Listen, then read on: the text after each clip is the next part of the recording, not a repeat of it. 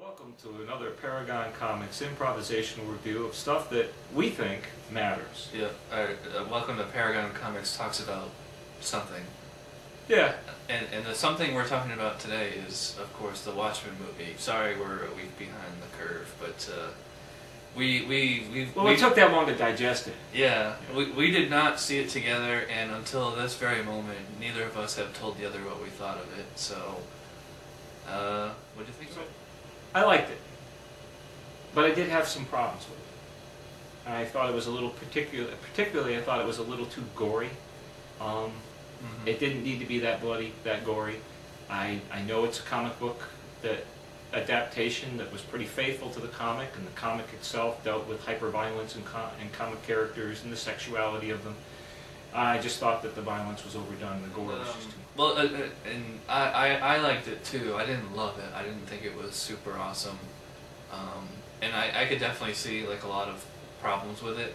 Like you were saying, gory. It's not even, and also that they kind of throw in these little action scenes here and there, like the whole when the comedian got killed in the beginning. Yeah. That. There's no reason to make that into a Jackie Chan style fight scene. It's just toss him out the window. Again, Zack Snyder tried to be almost ridiculously faithful to the original novel, to the point where actually some of the cinematography were swipes right out of the screen. Yeah. Right off. Which I thought off the panel of the screen. I was geeking out when I saw that. Well, and that's good. That's okay, because actually most of those moments actually worked. But when he started to pander to specifically the heavy-handed prose of Rorschach as he's discussing Rorschach's journal entries, I mean, it just doesn't work in the film. The film vacillates between a love story, an action-adventure film, a stop-motion kung fu adventure, and a film noir. And it doesn't really successfully do most of those things. Now, despite all of that, from my perspective, the story was so good and the plot was so well developed that it's still, I'd still give it a B. I'd give it a B on the rating chart. I thought it was pretty entertaining throughout, and it was funny because like it's like the only movie where I've never seen it where I knew almost exactly what was going to happen, and I don't mean that because it was cliche or predictable. It's just that it follows the book, at least the plot of the book, really well. I mean, almost verbatim. Yeah. I mean, with the exception of the necessary alteration of the ending, because I felt in the graphic novel, I always felt that the ending was just too cliche. The ending did come as a surprise to me, and I hate to say it, but I think it actually works better than the comic. Oh, absolutely. It's a little bit more realistic. It was pretty well paced for what it was. Yeah, I would agree with that. It was. There was a few times where it dragged a little, but for the most part, it had a good fluidity to it, and the actual ending after the ending with the whole Seymour, I leave it in your hands. That was almost pointless in the context of the movie. And the epilogue in the book obviously is important because it leaves you wondering, is this little sycophant who works at the New Frontier, this rag of a paper, is he going to end up being the one thing, the one element that unravels the entire conspiracy, or not? So it leaves you with that. So at the end of the movie, they try to do the same thing, but you don't have any clue what the New Frontier is or who these characters are, because the Greek chorus component of the novel is left out of the book. The movie. It's completely left out of the book of the movie. And what do you think of? When they show Dr. Manhattan, I'm like, they're not going to show him naked the whole time. They also gave plenty of skin exposure to Silk Spectre and Night Owl during their sex scenes. Yeah, I thought the sex scenes, I was like, and the same thing pretty with that close to almost soft porn. They could have shortened them down. And I don't believe the sex scene in this was arbitrary, because it's trying to point out, and I don't know how successful they were with this, but they were trying to point out Dan's sense of impotence and his ability to deal with the problems of the world and in his own personal. The relationship between him and Laurie is just basically Laurie dumps Dr. Manhattan and then she just jumps into bed with him. He's the rebound guy. Yeah, and like you can tell that he always liked her, and obviously, who I like wouldn't? my superhero movies to function as standalone stories so that the uninitiated can come into the theater and view it as a movie. And that was the intention And- here.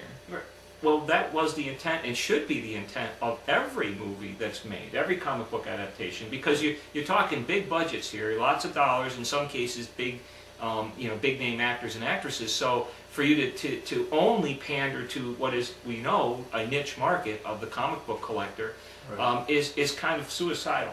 So Right, for that this movie, I like to judge these movies that way, and I understand that they have to change up the story to make it interesting to the people who don't know a darn thing about the characters. I think it fails somewhat on And that that's- level. Like a lot of complaints about this is that people are just thinking that it's a superhero movie, and that's always been kind of the point of Watchmen the book, is kind of sticking it to Yeah. that mentality of like, this is what, all right, here's your superheroes or whatever. Right, you know? pretty much. And obviously this isn't a kind of movie. It's not for kids at all. Oh, I it's didn't- not the kind of movie that you bring children to. Yeah. It is definitely not, from the gore to the sex to the nudity. Those things are inappropriate for children of that age. For most of us, we have that opinion. Okay. Do people even pay attention to the ratings anymore? I guess not. Apparently not. From what I saw, apparently not. But no, you definitely leave the children home for this. This is Yeah, not. I mean, we also need to talk about what we didn't say is what we liked about the film, and I thought some of the cinematography was gorgeous. Yeah. Really, I mean, I know that everybody today has these high expectations based because of CGI graphics, but they didn't overdo it. But it was visually a compelling piece of work, much as Especially 300 was. Especially the direct panel to screen Yeah. translations, like, because I've read the books so many times, is that like when I saw things happening on the screen, it was flashing back to them in the book. Like so many of them, especially like when they pull Rorschach's mask off, is like that is an exact frame for frame thing. Great job with that. Yeah. And also I thought the dream sequence that Dan has, where him and Laurie are consummating their relationship with a kiss in the background of a nuclear explosion, in the wasteland of Mars. That was visually compelling. It might have been a little jarring the way it popped in, but it saves itself because he then jumps out of bed and you realize, oh, okay, it was a dream. Because for a moment, I could see some people going, "What's this?" Yeah. But those of us who read the novel, oh yeah, we get what this is. We know what this is. And the part on Mars was pretty cool with the floating whatever. A nice touch. And the whole Adrian Veidt or whatever his name, and the Osmondius component of the story in the movie is. It's not nearly as strong as it should be, because that one of the main complaints that I've seen on everybody that has critiqued the movie is they say like, this character, he doesn't really. Well, if anyone's two-dimensional in this film, Yeah. it's him. Yeah. He almost is just simply there as a plot mechanism, not an actual character. And It's a James Bond villain, but not malicious. He's benevolent. But in the movie, as far as these themes of power, globalization, duplicity on a mass level, it obviously can't do what. It doesn't really even seem to be the point of the movie. I mean, the point of the movie just seems to be a good time.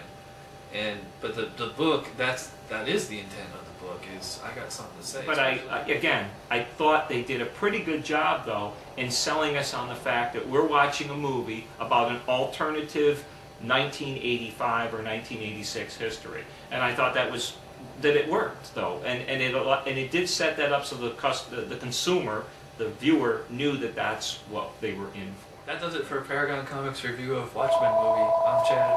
And I'm Don. And we'll see you next review thing.